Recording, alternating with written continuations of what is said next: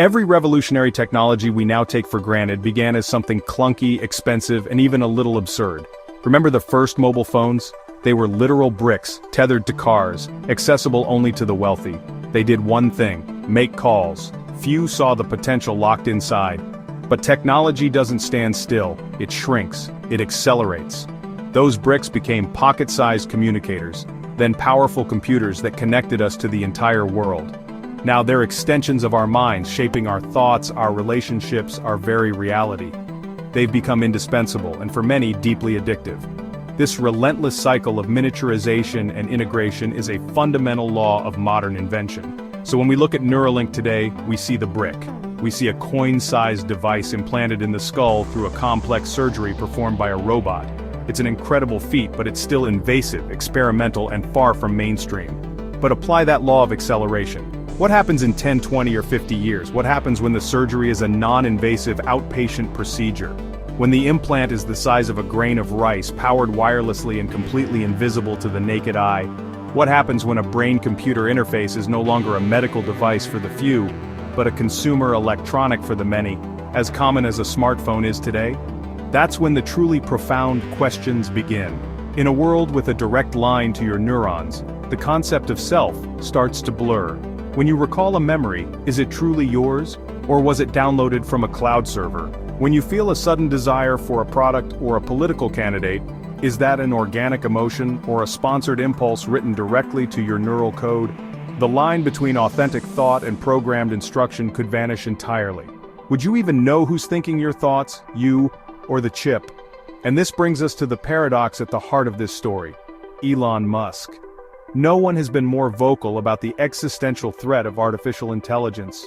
He has famously warned that with AI we are summoning the demon, creating a power we cannot control.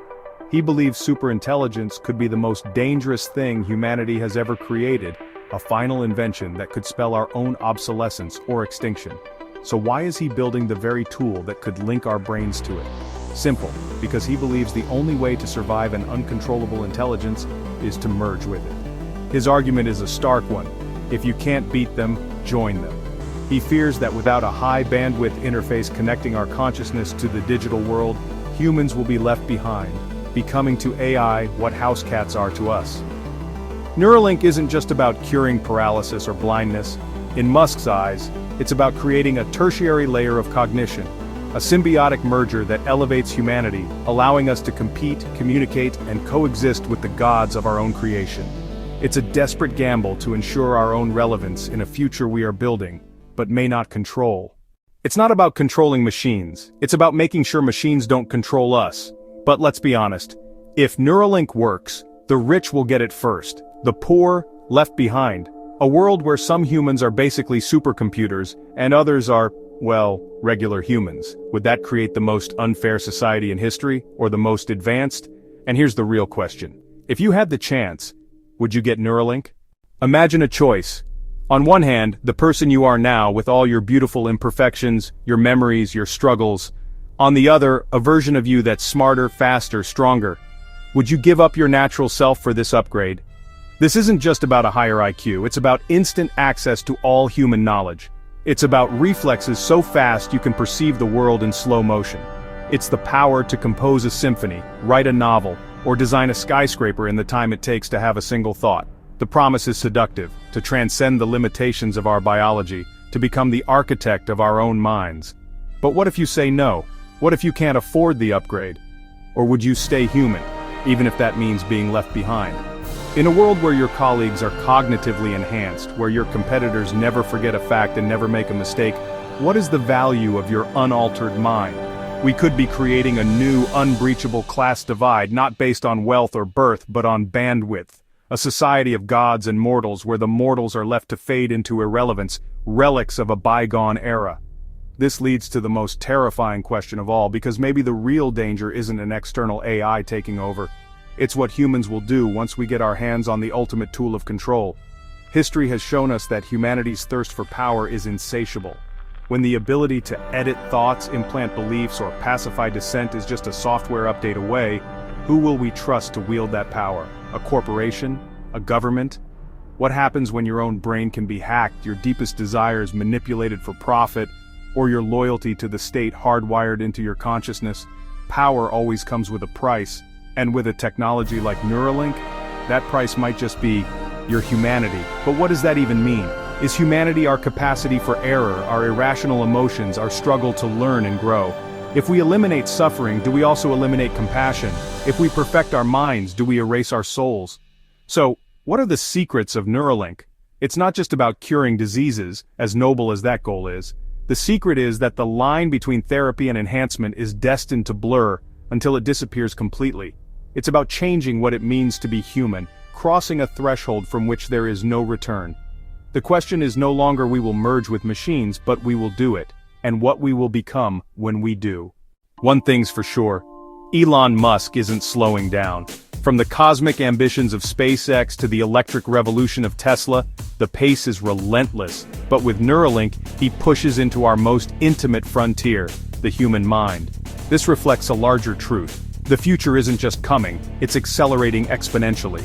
The slow, linear progress of the past is over. We are now living in the vertical climb of the technological curve, and the changes are coming faster than our societal norms can possibly keep up. So, buckle up, because the line between man and machine is vanishing faster than we think. For decades, this was science fiction, but look around. Our smartphones are external hard drives for our memories. AI assistants organize our lives. We are already cyborgs in a way, outsourcing our cognition to devices. Neuralink proposes to tear down the final barrier. It's not just about controlling a computer with your mind. It's about creating a high-bandwidth symbiotic data stream between your brain and the digital world. A true merger of biology and technology. And when that line finally disappears, what happens to the self? Will you still be you? Think about it. Your memories, your emotions, your deepest beliefs, what if they become just another data set, accessible and analyzable? Who owns your neural data? Could your thoughts be hacked? Could your desires be manipulated by algorithms with access to the core of your being? The very essence of your identity and free will hangs in the balance.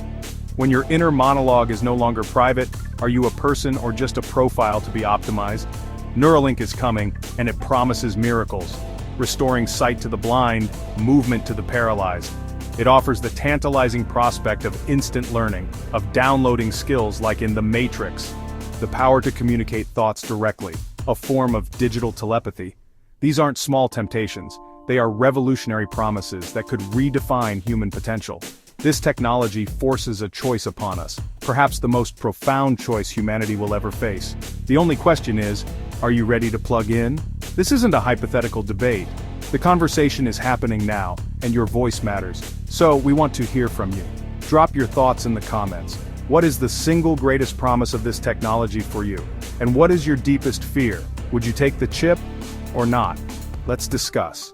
And if you want to stay ahead of the curve on the technology shaping our world, make sure to like and subscribe.